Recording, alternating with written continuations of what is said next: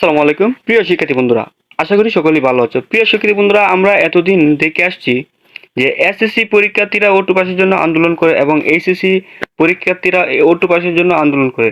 প্রিয় শিক্ষার্থী বন্ধুরা, এবার ব্যাপারটা হলো ভিন্ন। এবার আমরা দেখতে পাচ্ছি যে ডিগ্রি তৃতীয় বর্ষে যারা আছে তারাও কিন্তু ওটু পাসের জন্য আন্দোলনে নেমেছে এবং তারাও কিন্তু ওটু পাস চাচ্ছে।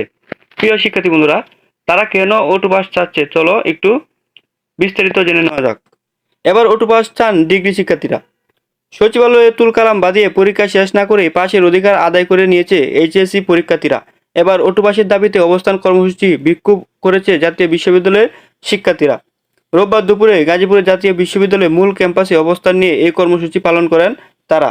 পরে শিক্ষার্থীরা বিশ্ববিদ্যালয়ের ভিসি বরাবর স্মারকলিপি দেন। জাতীয় বিশ্ববিদ্যালয়ের ডিগ্রি তৃতীয় বর্ষের শিক্ষার্থীরা ডিগ্রি বৈষম্য নিরসন ছাত্র আন্দোলনের ব্যানারে এ কর্মসূচি পালন করেন। তাদের অভিযোগ, সেশন জটের কারণে এবং সময় মতো পরীক্ষা না নেওয়ার 3 বছর মেয়াদী ডিগ্রি পরীক্ষার্থীরা 6 থেকে 7 বছরের ফাইনাল পরীক্ষা চূড়ান্ত ধাপ শেষ করতে পারেননি। এ কারণে তারা হয়রানি ও বৈষম্যের শিকার হচ্ছেন। তাই তাদের দাবি, ডিগ্রি পরীক্ষার্থীদের হয়রানি ও বৈষম্য নিরসনের লক্ষ্যে এবং ডিগ্রি প্রথম ও দ্বিতীয় বর্ষে ফলাফলের ভিত্তিতে তৃতীয় বর্ষের চূড়ান্ত ফলাফল প্রকাশ করতে হবে। প্রিয় শিক্ষার্থী বন্ধুরা, ডিগ্রি পরীক্ষার্থীরা জাতীয় বিশ্ববিদ্যালয়ে যারা আওতাধীন আছে তারাও কিন্তু ওটু পাসের দাবিতে রাস্তায় নেমেছে এবং তারাও কিন্তু আন্দোলন করে যাচ্ছে।